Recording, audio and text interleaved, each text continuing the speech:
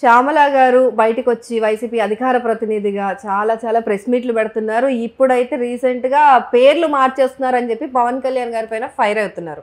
ఏమంటారు దానిపైన? దీనిపైన నేను ఆవిడకి ఒక మంచి వివరణ అయితే ఇవ్వాలనుకుంటున్నాను. అదేంటంటే పేర్లు మారుస్తున్నారు అని చెప్పేసి ఈవిడ ఒక పిచ్చి వాగుడైతే వాగుతుంది కదా! సో, వాగడం ఎందుకనాలి? మాట్లాడుతుంది కదా మీడియా ముందుకి. ఈ విధంగా మాట్లాడకపోతే నాకు నెక్స్ట్ మంత్ శాలరీ రాదనో, లేకపోతే 3 లక్షల ప్యాకేజ్ లేకపోతే సంథింగ్ అంతకు మించి మోర్ రాదనే ఏమో ఈవిడ చాలా గొంతు బీభత్సంగా ఇది చేస్తూ మాట్లాడుతుంది. ఇప్పుడు ఎన్టీఆర్ హెల్త్ యూనివర్సిటీ ఉంది కదా! అది మన స్వర్గీయ తారక రామారావు గారు పెట్టినటువంటి హెల్త్ యూనివర్సిటీ. ఇప్పుడు ఏముందండి? దాని గత ప్రభుత్వంలో జగన్మోహన్ రెడ్డి గారు ఏం పెట్టారు? వైఎస్ఆర్ యూనివర్సిటీ, హెల్త్ యూనివర్సిటీ అని పెట్టలేదా? ఇది వాస్తవం కాదా? మరి శ్యామల గారికి కళ్ళేమన్నా కాకులు ఎత్తుకుపోయా నాకు అర్థం కాదు. తర్వాత 2015లో చంద్రబాబు నాయుడు గారు పిల్లల యొక్క ప్రతిభ ఏదైతే ఉందో దానికి గుర్తింపుగా డాక్టర్ ఈయన ఏపీజే అబ్దుల్ కలాం ఆ ప్రతిభా పురస్కారాన్ని ఇది చేస్తే దాన్ని వీళ్ళు ఏం పెట్టారండి? వైఎస్ఆర్ ప్రతిభా పురస్కారం. మరి దీని పేరు మార్చడం కాదా? మరి ఇలాంటివన్నీ చూస్తుంటే ఇలాంటి మాటలు ప్రజలు ఎర్రోళ్ళు అనుకుంటుందో మరి ఏంటో నాకు అర్థం కావట్లేదు ఈవిడ శ్యామల గారి తీరు. సరే, అప్పుడైనా ఇప్పుడైనా ఇలా పేర్లు మార్చడం వల్ల ఇప్పుడు అంబేద్కర్ విద్యా దీవెన ప్రతి పేదవాడు కూడా ఇతర రాష్ట్రాలకు వెళ్ళి ఇతర దేశాలకు వెళ్ళి చదువుకోవాలి, ఒక ఉన్నత స్థాయికి వెళ్ళాలనే ఒక ఆలోచనతో అంబేద్కర్ విద్యా దీవెన పెడితే ఈ జగనన్న విద్యా దీవెన అని చెప్పేసి మార్చుకోలేదా? మరి దీనికి సమాధానం చెప్పమనండి ఈ శ్యామల గారిని, ఈ పావలా శ్యామల గారిని. సారీ, పావలా కూడా అనకూడదు, ఈ శ్యామల గారిని చెప్పమనండి. ఎందుకు ఇలాగ మాట్లాడి పేర్లు అసలు పవన్ కళ్యాణ్ గారి స్థాయి గురించి మాట్లాడే ఇది ఆవిడ కాదు. ఇలా పేర్లు మార్చుకుంటూ వేసింది నీ ప్రభుత్వంలో నీ జగనన్న ఉన్నప్పుడు. నువ్వు ఎందుకు ఇలా దిక్కుమాల మాట్లాడుతున్నావు?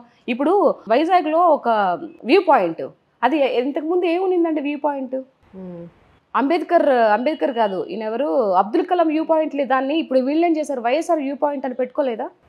మరి ఇవన్నీ వాస్తవాలు కాదా? ఎందుకు ఇంత ఇదిగా ఇలా మంచి ప్రభుత్వం మంచి పనులు చేసుకుని ముందుకెళ్ళిపోతూ ఉంటే ఎందుకు ఇలా బురద జల్లే ప్రయత్నం చేస్తారు? నాయకుల మీద ఎందుకు వీళ్ళకి ఇంత పగ నాకు అర్థం కాదు. నిజాన్ని నిజమనే చెప్పాలి, అవాస్తవాన్ని అవాస్తవనే చెప్పాలి. ఈ అమ్మాయి అలా కాకుండా ప్రతిదాన్ని అటు ఇటు కలిపి డక్కా ముక్క మాట్లాడుతుంటే నాకు చాలా ఇరిటేట్గా ఉందండి అసలు ఈవిడ చూస్తుంటే. ఈవిడ వైతరడి ఏంటో అర్థం కాదు. డబ్బు కోసం మరి ఇంత ఇదిగానా? ఇలాంటి మాటలు మాట్లాడాలా? ఒకరు భజన చేయాలా ఇలాంటి మాటలు మాట్లాడి? ఎవరు పేర్లు మార్చారు? ఇప్పుడు మీకు చెప్పాను కదా, 4 ఉదాహరణలు చెప్పాను. ఎవరు పేర్లు మార్చారు మీకు అర్థం కావట్లేదా? అది రైట్. ఇప్పుడు ఆవిడ డబ్బు కోసం మాట్లాడుతుందని అంటారు, మరి మీకెవరు ఇస్తున్నారు డబ్బులు? నాకు ఎవరు ఇవ్వట్లేదు. ఇప్పుడు ఆవిడ పలాంటి ట్యాగ్ వేసుకో ఉంది కాబట్టి వాళ్ళు ఇస్తున్నారా అని చెప్పేసి మనం అంటున్నాం. ఏం డబ్బులు లేకుండా ఎవరు పనిచేయరుగా. బట్ నేను అలా కాదు, నేను ప్రజల్లో ఒక వ్యక్తిగా మాట్లాడుతున్నా. అది చాలా సగర్వంగా చెప్పుకుంటా నేను.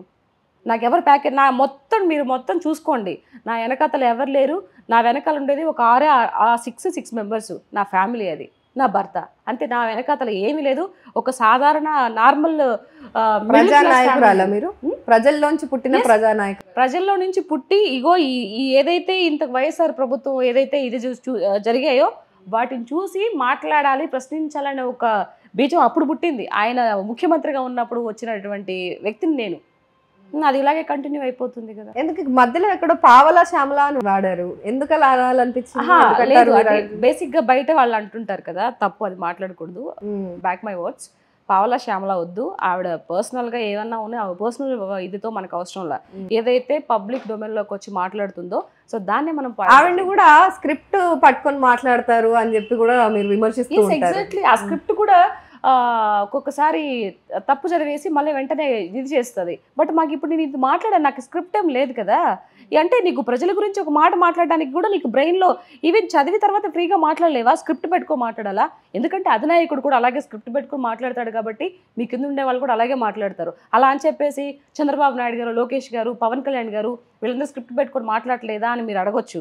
నేను అనేది ఏంటంటే ఏదైనా ఒక విషయం గురించి చెప్పాలి అంటే అది ఇక్కడ ఉండాలి.